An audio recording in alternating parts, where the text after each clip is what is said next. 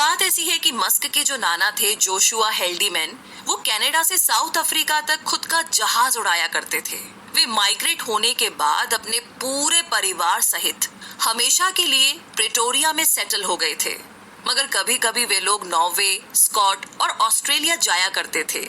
मे हेल्डीमैन और इरॉल मस्क बचपन से ही एक दूसरे को चाहते थे। जब वो बहुत बड़े हुए तो दोनों ने शादी कर ली और उसके बाद जल्द ही इलॉन का जन्म हुआ। तो इलॉन मस्क 28 जून 1971 यानी कि 1971 में पैदा हुए थे। उनके पिता इरॉल मस्क एक सक्सेसफुल इंजीनियर थे और वहीं उनकी माँ एक डाइटिशियन थी। इलॉन के अलावा उनके 2 बच्चे और थे, किम्बल और टोस्का। इलॉन अभी सिर्फ 5 साल के ही थे जब उनकी काबिलियत दिखाई देने लगी थी। वो घंटों किताबों में डूबे रहते। The Lord of the Rings और The Hitchhiker's Guide to Galaxy उनकी फेवरेट किताबें थी। उनके पास एनसाइक्लोपीडिया के 2 बड़े सेट रखे थे, जिन्हें वो तब पढ़ते थे जब पढ़ने के लिए किताबें खत्म हो जाती थी। मस्क की फैमिली एक हैप्पी फैमिली थी। प्रेटोरिया में उनके पास बहुत बड़ा घर था। लेकिन जब इलॉन 8 साल के हुए तो उनके माँ बाप का तलाक हो गया था। वो और उनके भाई किम्बल अपने पिता के साथ रहने लगे।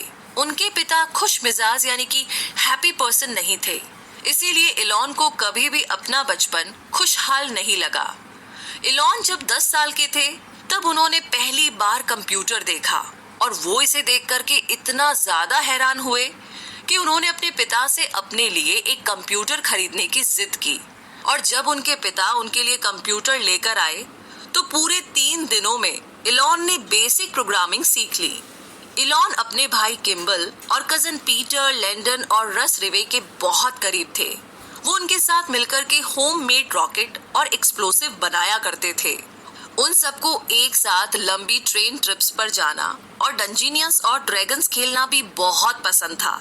पर जब इलॉन स्कूल जाने लगे तो वहाँ पर उनका एक्सपीरियंस कुछ डिफरेंट था। स्कूल में उन्हें अक्सर बुली किया जाता था। एक बार तो उनके साथ ऐसा दर्दनाक हादसा हुआ जिससे उन्हें गहरा सदमा लगा। इलॉन सीढ़ियों पर बैठे हुए कुछ खा रहे थे जब एक लड़के ने उन्हें पीछे से सर पर लात मारी और एक जोर का धक्का दिया। इस धक्के से इलॉन सीढ़ियों से गिर पड़े। इसके बाद उस लड़के ने उन पर मुक्कों की बरसात शुरू कर दी। उन्हें इतनी चोट आई कि तुरंत उन्हें अस्पताल ले जाना पड़ा। खून से वो लथपथ हो गए और अब उन्हें पूरी तरह से ठीक होने में पूरा 1 हफ्ता लगा और उसके बाद ही वो स्कूल जाने लायक हुए। तो पूरे 4 सालों तक इलॉन उसी खौफ के साए में जीते रहे। स्कूल का वो बदमाश गैंग बेवजह ही इलॉन को हर वक्त परेशान किया करता था। आखिरकार उन्हें अपना स्कूल बदलना पड़ा।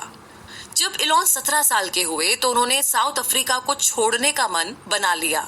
उन्हें लगता था कि अमेरिका में उन्हें अपने लिए बेहतर मौके मिल सकते हैं।